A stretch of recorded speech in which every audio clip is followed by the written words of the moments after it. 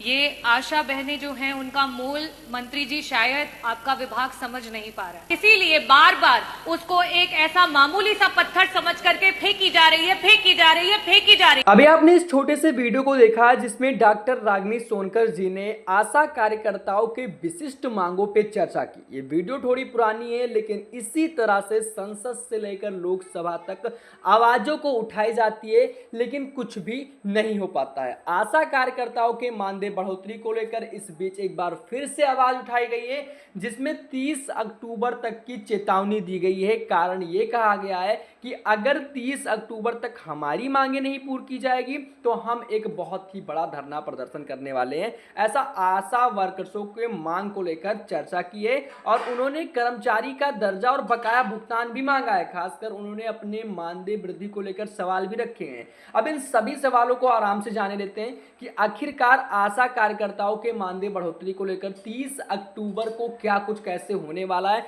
क्या सरकार को आशा कार्यकर्ताओं के बारे में थोड़ी भी फिक्र है, और अगर फिक्र है तो सरकार इस बारे में सवालें जवाबें क्यों नहीं रख रही है। अब आपकी जानकारी के लिए बताना चाहते हैं, आपने जो भी इस वीडियो को देखा, इस वीडियो को मैं पूरा दिखाऊंगा। ये वीडियो था डॉक्टर रागिनी सोनकर जी के, जो कि कुछ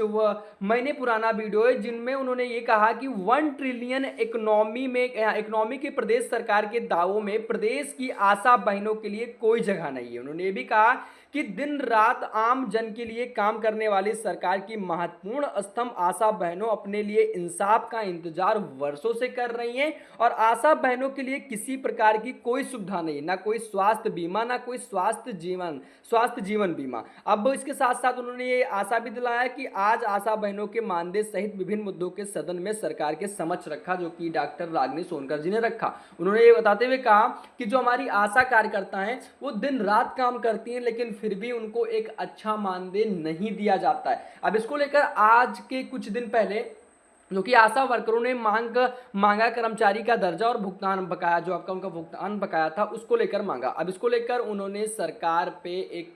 सीधा निशाना साधा। उन्होंने कहा कि अगर 30 अक्टूबर तक बकाया प्रोत्साहन राशि का भुगतान नहीं होने पर बड़े आंदोलन की चेतावनी दी है। उन्होंने ये भी कहा, इस खबर को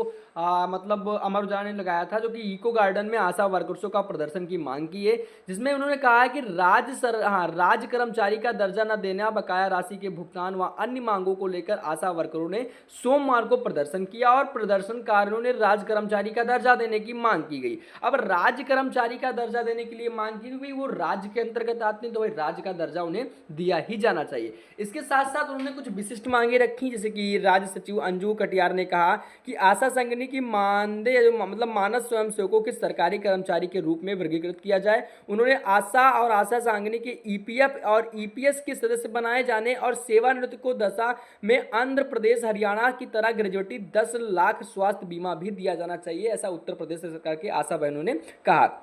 इसके साथ साथ उन्होंने ये भी कहा कि हमारा मानदेय 21,000 रुपये तथा 23,000 रुपये तक 27,000 रुपये तक किया जाना चाहिए, और ऐसा न होने पर उन्होंने एक बड़े प्रदर्शन की चेतावनी दी है कि अगर ऐसा नहीं होता है तो हम एक बहुत ही बड़ा प्रदर्शन करने वाले हैं, ऐसा आशा कार्यकर्ताओं ने बताया है। अब इसमें देखिए, आपको मैंने जो वीडियो दिखाया था जिसमें मतलब डॉक्टर रागिनी सोनकर जी ने अपने सवाल को रखा था, और आए दिन काफ़ी सारे सवालें जवाबें ऑलरेडी रखी जा चुकी है संसद से लेकर लोकसभा तक, लेकिन फिर भी उन सवालों को कोई सुनने वाला नहीं है। अब 30 अक्टूबर को जो धरना प्रदर्शन की चेतावनी दी गई है, क्या इस चीज को सरकार कोई मद्देनजर में रखते हुए कोई अच्छा या कोई बड़ा फैसला लेगी, या फिर इस चीज को भी एक बंद कमरे में बंद कर रख दिया जाएगा? बाकी क्या होता है, कैसे होता है, कुछ भी कहना सही नहीं रहेगा। आशा कार्यकर्ताओं के मानदेय बढ़ोतरी को लेकर और उसके साथ साथ उन्होंने अपने राज्य कर्मचारी का दर्जा मांगते हुए और अपने मानदेय में 21,000 रुपये तक बढ़ोतरी की मांग की गई, और स्वास्थ्य बीमा इनका मतलब जो भी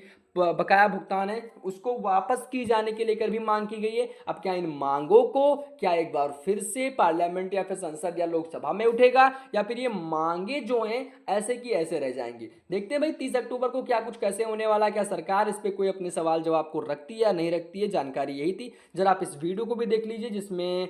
डॉक्टर रागिनी सोनकर जी ने अपने इस जवाब को कैसे रखा, कैसे इसमें क्या कहा उन्होंने। इस पूरी वीडियो को देख लीजिए। अध्यक्ष जी, आपका बहुत बहुत आभार। आपने महिला शक्ति से जुड़े हुए स्वास्थ्य संबंधित सवाल से मुझे प्रश्न पूछने का अवसर दिया। अध्यक्ष जी, मेरा सवाल जो हमारे प्रदेश में कार्यरत आशा बहनें हैं उनसे जुड़ा हुआ है और सरकार कहीं ना कहीं इन आशा बहनों की आशाओं पर लगातार पानी फेरती हुई आ रही है। ये आशा बहनें जो हैं उनका मूल मंत्री जी शायद आपका विभाग समझ नहीं पा रहा है।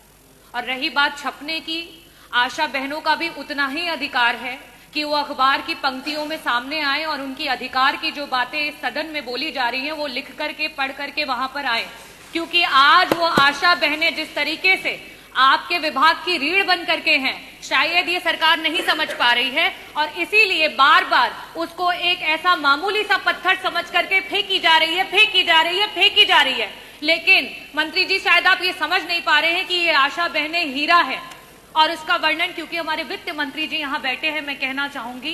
कि इस विभाग में जो आशा बहनें जिस तरीके से काम कर रही हैं, चाहे वो संक्रमित रोग हो उनको बचाने के लिए, मैं बहुत डिस्क्रिप्शन के साथ नहीं बोलूंगी, लेकिन ये बजट से रिलेटेड है इसलिए मैं कहना चाहूंगी कि जितना वो काम कर रही हैं अगर उनका काम रोक दिया जाए तो आपके विभाग का जो संपूर्ण का बजट है वो पूरा का पूरा बजट भी आप लगा देंगे तब भी आप उनके द्वारा किए हुए कार्यों को पूरा नहीं कर पाएंगे। और ऐसी स्थिति में 1 ट्रिलियन इकोनॉमी की बात हुई पिछले सदन में और लगातार सरकार के द्वारा हो रही है। ऐसी स्थिति में 8,08 करोड़ का बजट है उत्तर प्रदेश की सरकार लेकर के आई है, लेकिन उस बजट में हमारी आशा बहनों के लिए कुछ भी नहीं है। मंत्री जी,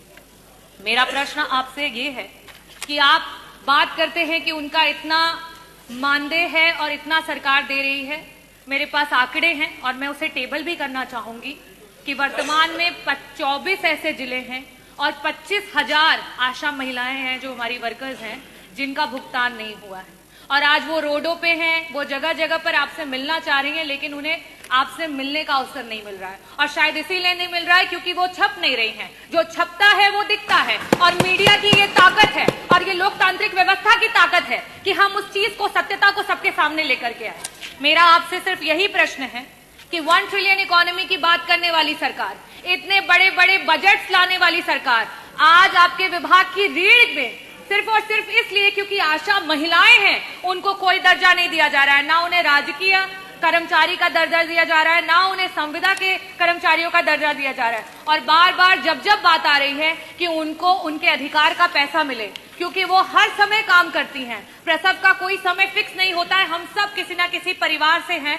और हम सब जानते हैं कि प्रसव किसी भी समय हो सकता है और एक वो जो आशा बहन है उस माँ के साथ वो 9 महीने उस प्रसव को झेलती है, उस प्रसव के साथ खड़ी रहती है और उसे अस्पताल लेकर के जाती है। ऐसी स्थितियों में क्या उसका अधिकार नहीं है कि उसे भी 18,000 का मानदेय प्रति माह मिले? क्या हमारी जो संगिनियां उनके साथ काम करती हैं उनका अधिकार नहीं है कि उन्हें 24,000 का मानदेय सरकार के द्वारा मिले? तो मेरा प्रश्न पहला तो मैंने पूछ लिया, साथ ही साथ मैं आपसे अपने अनुपूरक भी पूछ लेती हूँ कि आज अस्पतालों में जब वो महिलाएं प्रसव की महिलाओं को लेकर के, मरीजों को लेकर के पहुंचती हैं तो वहां उनके रुकने तक का इंतजाम अस्पतालों में नहीं है। इस पूरे के पूरे उत्तर प्रदेश का कोई ऐसा सीएससी नहीं है जहां आशा बहनों के लिए एक कमरा रखा गया हो कि रात में अगर किसी महिला को प्रसव के समय लेकर के जाएं तो उनको वहां रुकने का इंतजाम हो। ऐसी स्थिति में मेरी दूसरी आशा बहनों की तरफ से सरकार से मांग है कि आपके इतने बड़े बजट में से प्रत्येक सीएससी पे कम से कम आशा बहनों के रुकने का इंतजाम कराते हुए एक कमरा आवंटित किया जाए।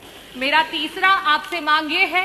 कि ये जो बहनें दिन रात कड़ी तपस्या कर रही हैं, मेहनत कर रही हैं, सड़कों पे घूम रही हैं, परिवारों को जोड़ रही हैं, जागरूक कर रही हैं, prevention is better than cure, इसकी बात कर रही हैं, क्या इन महिलाओं का अधिकार नहीं है कि उन्हें स्वास्थ्य बीमा और उन्हें जीवन बीमा मिले? क्या सरकार अपने विभाग की इतनी महत्वपूर्ण महिलाओं को ये नहीं दे सकती है? और लास्ट में मैं कहूंगी कि जो यातायात है उनके समय का बहुत ही इंपॉर्टेंस है, क्योंकि उन्हें समय से पहुंचना होता है जब जहां जरूरत होती है। ऐसी स्थिति में आपने अपने बजट में स्कूटी की बात की है, तो मैं ये भी चाहूंगी कि आशा बहनों की मांग है कि उन्हें स्कूटी दी जाए। ये चारों प्रश्न हैं मेरे और मैं अनुरोध करूंगी कि मंत्री जी दोनों सदस्यों के जो प्रश्न हैं उनके उत्तर दे दें।